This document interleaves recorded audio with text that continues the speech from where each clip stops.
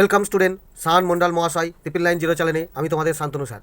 Student, এখন আমি তোমাদের সলভ করে দেখাবো। দেখো, ক্লাস 5-এর আমাদের পরিবেশ এই সাবজেক্টের সেকেন্ড সাবমেটিভ এভলিউশন 2024 অর্থাৎ দ্বিতীয় ইউনিট টেস্টের বা দ্বিতীয় পর্যায়ক্রমিক পরীক্ষার যে প্রশ্নপত্রটি আছে এই প্রশ্নপত্রটি আমি সমাধান করে দেখাবো। তো দেখো এর উত্তরগুলি তোমাদের মিলে যাচ্ছে কিনা। ওকে, আর যারা এখনও দ্বিতীয় ইউনিট পরীক্ষা দিওনি তাদের কিন্তু এই কোশ্চেনটা খুবই ইম্পর্টেন্ট। এগুলি কিভাবে কি উত্তর আছে তো ভালো করে দেখে নাও এবং মুখস্থ করে রেখে দাও। দেখো, প্রথমের যে শর্ট প্রশ্ন দিয়েছে, দেখো শূন্যস্থান পূরণ করো, 5টি দিয়েছে, তোমার প্রত্যেকটার 1 নম্বর মান। এগুলি কী হবে উত্তর দেখো। প্রথমের কয়ের বলেছে মহানন্দার জন্মস্থান দার্জিলিং জেলার ড্যাশ। দেখো, মহানন্দার জন্মস্থান দার্জিলিং জেলার ডাউ হিল। কি ডাউ হিল, বোঝা গেল? আচ্ছা, ক্ষয়টা কি বলছে দেখো, স্বাধীন ভারত কেমন করে আমরা চালাবো তার নিয়ম চালু হয়েছিল ড্যাশ কবে। দেখো, এটির উত্তর হবে 1950 খ্রিস্টাব্দের 26শে জানুয়ারি। ঠিক আছে, 26শে জানুয়ারি এই তারিখে আমাদের ভারতের সংবিধান চালু হয়েছিল। ওকে, 93 পাতায় আছে, উত্তরটা পেয়ে যাবে। আর প্রথমের এই উত্তরটা দেখো 75 নম্বর পাতায় আছে, পেয়ে যাবে। গয়টা কী বলছে দেখো, ধান কাটা ঝাড়ার খুব আধুনিক যন্ত্র হলো কি। দেখো নিশ্চয়ই তোমরা জানো, হারভেস্টার। 98 পাতায় পেয়ে যাবে, কি হারভেস্টার। ওকে, ঘয়েরটা কী বলছে দেখো, ডিভিসির পুরো কথাটি হলো কি। ডিভিসির পুরো নাম দেখো 107 নম্বর পাতায়, দামোদর ভ্যালি কর্পোরেশন। ওকে, তাহলে দামোদর ভ্যালি কর্পোরেশন। উঙারটা কি প্রশ্ন আছে দেখো, দ্বারকেশ্বর নদী ও শিলাবতী নদী ঘাটালের কাছে মিলে ড্যাশ নদী হয়েছে। এটা দেখো 66 নম্বর পাতায় আছে, রূপনারায়ণ। কি রূপনারায়ণ। ওকে, রূপনারায়ণ নদী হয়েছে। এবারে দেখো, এখানে এই 5টির প্রশ্নের উত্তর নিশ্চয়ই তোমার মিলে গেছে, 5 নম্বর অবশ্যই তুমি পেয়ে যাবে। এবার এই 2 নম্বর দেখো 6টা প্রশ্ন দিয়েছে, ডান দিক বাদিক স্তম্ভ মেলাতে বলেছে 6 নম্বর। প্রথমে দেখো মেদিনীপুর, মেদিনীপুরের সঙ্গে কোনটা হবে। দেখো, মেদিনীপুর কংসাবতী নদীর তীরে অবস্থিত, অর্থাৎ এইটা হয়ে যাবে 1। ওকে, অর্থাৎ মেদিনীপুর লিখবে আর ওপরে এই জায়গাটা কংসাবতীর তীরে অবস্থিত, এইটা লিখে দেবে। বোঝা গেল? তাহলে এটা সাজিয়ে লিখে দেবে। 2-এর কী লিখেছে দেখো, বিষ্ণুপুর। বিষ্ণুপুর হচ্ছে পোড়া মাটির কাজ হয়।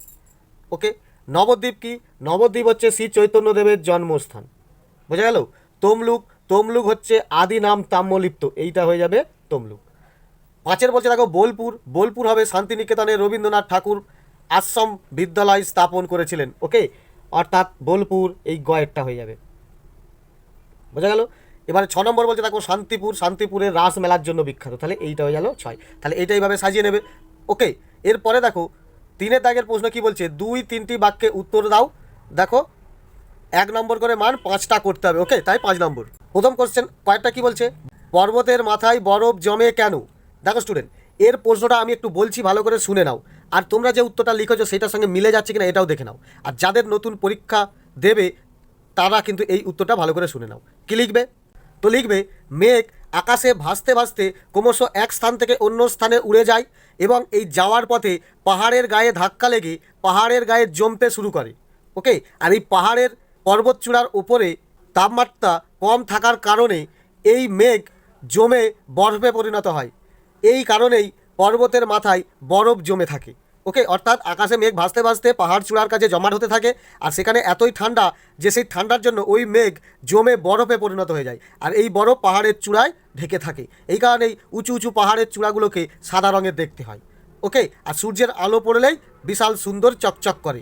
ওকে, তাহলে পাহাড়ের মাথায় বরফ জমে কেন বুঝতে পারলে। ক্ষয়ের প্রশ্নটা কী বলছে দেখো, কীভাবে সুন্দরবন তৈরি হলো।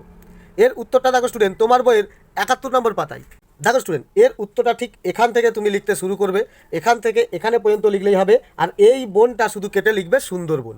ওকে, কি লিখবে, প্রচুর পলিমাটিওয়ালা জল ভাগীরথী পদ্মা ও অন্যান্য নদী দিয়ে বয়ে যেত। এই অঞ্চলে ভূমির ঢাল কম, তাই সেই পলি জমে জমে দ্বীপ তৈরি হয়ে যায়, তারপর বন। এভাবে 7-8 সুন্দরবন গড়ে উঠেছে। ওকে, আশা করি স্টুডেন্ট এই উত্তরটা তুমি লিখেছো, তো তোমাদের অবশ্যই মিলে যাবে। পরেরটা দেখো, গয়ের প্রশ্নটা কী বলছে দেখো, বেদ মেরে তুই মা ভোলাবি আমরা কি মার সেই ছেলে, এই গানটি কাকে নিয়ে লেখা হয়েছে। দেখো এর উত্তরটা দেখো, তুমি লিখবে বেদ মেরে তুই মা ভোলাবি আমরা কি মার সেই ছেলে। এই গানটি সুশীল সেনকে নিয়ে লেখা হয়েছে। তাহলে কাকে? সুশীল সেন। কি এখানে আসবে? সুশীল সেন। ওকে, তাহলে সুশীল সেনকে নিয়ে লেখা হয়েছে। তোমার বইয়ের 91 পাতায় আছে। দেখো দেখো স্টুডেন্ট, এখানে লেখা আছে দেখতে পাচ্ছ যে বেদ মেরে তুই মা ভোলাবি আমরা কি মার সেই ছেলে। এটা একটু আগে লিখলেই দেখবে সুশীল সেন নামে একজন ছাত্র ছিল, ইংরেজ শাসনের বিরোধিতা করার জন্য তাকে বেদ মারা হতো, আর এই তাকে নিয়েই গান লেখা হয়েছিল, ওই বেদ মেরে তুই মা ভোলাবি আমরা কি মার সেই ছেলে। তাহলে কাকে নিয়ে? সুশীল সেনকে নিয়ে। ওকে, পরের প্রশ্নটা দেখো, সবুজ বিপ্লব কাকে বলে। এই প্রশ্নের উত্তরটা তোমার বইয়ের 101 নম্বর পাতায় দেখো। দাও স্টুডেন্ট, এখানে দেখতে পাচ্ছ সবুজ বিপ্লব। তো এখানে তত্ত্বটাকে গুছিয়ে লিখতে পারলেই হবে। তো তুমি দেখো এই ধরনের উত্তর লিখেছো কিনা। এটা যদি লেখো হুবহু তাহলেও চলবে, আর যদি এইভাবে গুছিয়ে লেখো তাও চলবে। শুধু বিষয়টা কি এইটা আছে একবার শুনে দেখো। তুমি কি এটা লিখেছো যে জমিতে প্রচুর পরিমাণে কীটনাশক সার ও রাসায়নিক সার ব্যবহার করে নিজেদের দরকার মতো প্রচুর পরিমাণে খাদ্য উৎপাদন করা হয়েছিল 1990 সালের নাগাদ। এই সময়ে প্রচুর পরিমাণে উৎপন্ন ফসল হয়েছিল বলেই সেই সময়কে বলা হয় বা ওই ঘটনাকে বলা হয় সবুজ বিপ্লব। এই ধরনের কি উত্তর তুমি লিখেছো কি? 1990 সালে মানুষের খাদ্যের চাহিদা পূরণ করার জন্য প্রচুর পরিমাণে কীটনাশক ও রাসায়নিক সার ব্যবহার করে অত্যধিক পরিমাণে শস্য উৎপাদন করা হয়েছিল বা খাদ্য উৎপাদন করা হয়েছিল। এই ঘটনাকেই বলা হয় সবুজ বিপ্লব। দেখো এই ধরনের তত্ত্বটা যদি তোমার মিলে যায় তাহলে জানবে তুমি ঠিক লিখেছো। হুবহু কথাটা পুরো লিখতে হবে বা হুবহু কথাটা মিলে যাবে এটা বলছি না। তত্ত্বটা কি এই ধরনের লিখেছো যে প্রচুর পরিমাণে সার ব্যবহার করে খাদ্যের চাহিদা পূরণ করার জন্য প্রচুর পরিমাণে খাদ্য ফসল উৎপন্ন করা হয়েছিল 1990 সাল নাগাদ। এই ঘটনাকে বলা হয় সবুজ বিপ্লব। এই বিষয়টি তোমার মিলছে কিনা, যদি মিলে যায় জানবে তুমি ঠিক উত্তর লিখেছো। ওকে, পরের উত্তরটি দেখো, লুপ্তপ্রায় মাছ কিভাবে বাঁচানো সম্ভব। তোমার বইয়ের 118 নম্বর পাতায় দেখো। দেখো শুনে এখানে দেখতে পাচ্ছ, তো এখানে এই লুপ্তপ্রায় মাছ শিকার নিষেধ করা উচিত, এটা করতে হবে। তো এটা লিখেছো তোমার 1 নম্বরের একটা প্রশ্ন। তুমি যদি একটা তথ্য লিখে দাও তাও তোমার নাম্বার দিয়ে দেবে। তো তুমি কি এই ধরনের কোনো একটা পয়েন্ট লিখেছো? তো দেখো, নয় তুমি লিখতে পারো যে লুপ্তপ্রায় মাছ শিকার করা নিষেধ করতে হবে, এটা যদি লিখে থাকো 1 নম্বর পেয়ে যাবে। বা লুপ্তপ্রায় মাছ বাজারে বিক্রি করা চলবে না, এটা লিখলেও তুমি পেয়ে যাবে। বা যে জাল ফেলে মাছ ধরা হয় সেই জালের ঘর বড় বড় করতে হবে, অর্থাৎ যাতে ছোট ছোট মাছ বা লুপ্তপ্রায় মাছ না ধরা পড়ে সেদিকে নজর দিতে হবে। এছাড়াও তুমি কি এই ধরনের তথ্য লিখেছো যে লুপ্তপ্রায় মাছ বিশেষ পদ্ধতিতে চাষ করতে হবে, যেখানে অন্য কোনো মাছ যাতে না ওই সমস্ত লুপ্তপ্রায় জাতীয় মাছগুলোকে খেয়ে নেয়, এই তথ্যটা লিখেছো। এটা লিখলেও কিন্তু তুমি তোমার এই উত্তরটা রাইট হয়ে যাবে। বা লুপ্তপ্রায় মাছ বাজারে বিক্রি করা বন্ধ করতে হবে, এই ধরনের যদি একটা তথ্য লিখে আসো তাহলেও তোমাকে স্যার 1 নম্বর দিয়ে দেবে। এতগুলো উত্তর বললাম, যে কোনো একটা উত্তর যদি তুমি লিখে আসতে পারো তাহলেই তোমার কিন্তু 1 নম্বর পেয়ে যাবে। ওকে, পরের প্রশ্নটা দেখো। 4-এর কয়ের প্রশ্ন বলছে রাঢ় অঞ্চলের বন জঙ্গল সম্পর্কে লেখো। রাঢ় অঞ্চলের একটি নদীর নাম লেখো। তোমার বইয়ের 66 নম্বর পাতায় দেখো। এখানে দেখতে পাচ্ছ রাঢ় অঞ্চলের বন জঙ্গল। তো এখানে এই তথ্যটা যদি তুমি একটুখানি তুলে আসতে পারো তাও তোমার রাইট দিয়ে দেবে।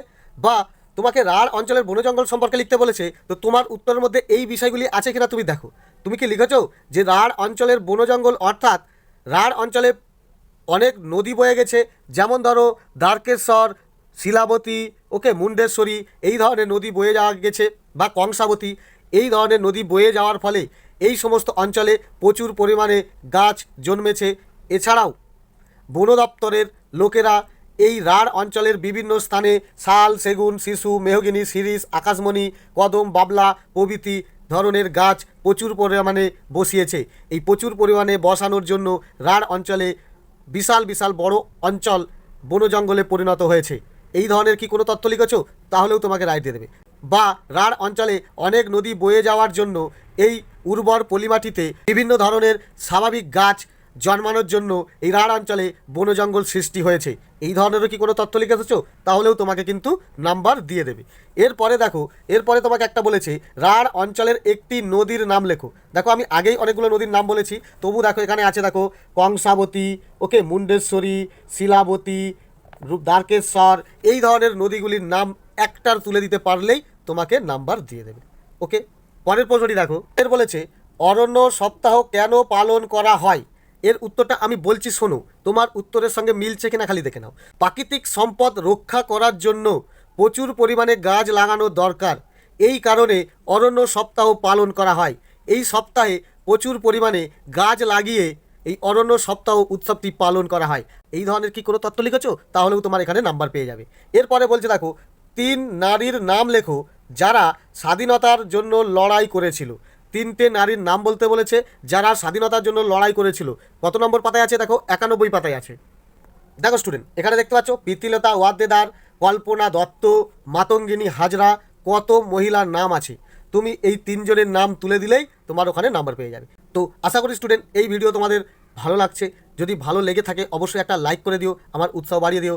আর চ্যানেলে নতুন নতুন আরও ভিডিও দেখার জন্য অবশ্যই চ্যানেলটির সাবস্ক্রাইব বাটনটি ক্লিক করে বেল আইকনটি ক্লিক করো এবং অল বাটনটিও ক্লিক করে রাখো। ওকে, ধন্যবাদ।